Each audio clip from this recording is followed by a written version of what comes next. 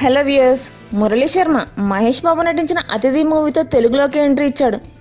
పుట్టి పెరిగింది ఆంధ్రప్రదేశ్లోని గుంటూరులో అయిన నటన మొదలుపెట్టింది బాలీవుడ్ నుంచే. Bollywood super hit movies Dabangg, మంగళ పాండే, ఏబిసిడి 2, దిల్వాలే సినిమాలో నటించాడు మురళీ శర్మ. తెలుగులోకి విలన్గా ఎంట్రీ ఇచ్చిన నటుడుగా వైవిధ్యం చూపిస్తూ ప్రేక్షకులను మెప్పించాడు. తెలుగులో అతిథి, కంత్రి, ఊసరవల్లి, కృష్ణం వందే జగద్గురం, ఎవడు, గోపాల గోపాల ఇలా చాలా చిత్రాల్లో నటించిన నటుడుగా పేరు తెచ్చిన సినిమాలు మాత్రం భలే భలే మగాడవై, హైపర్, ధోని మూవీస్. విలన్గానే కాదు, క్యారెక్టర్ ఆర్టిస్ట్గా కూడా మెప్పించగలడు అని ఈ చిత్రాలు నిరూపించాయి.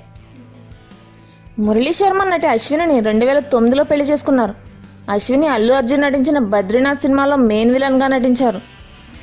చరిత్ర నేపథ్యంలో ఎక్తా కపూర్ నిర్మించిన జోధా అక్బర్ సీరియల్లో మహా అంగా క్యారెక్టర్లో నటించి విలనిజం సరికొత్తగా చూపించారు.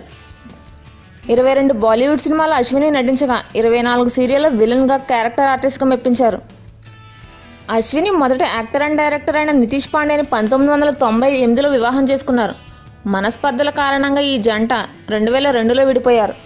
ఆ తర్వాత మురళీ శర్మను 2003లో వివాహం చేసుకున్నారు. Thanks for watching. Please subscribe our YouTube channel.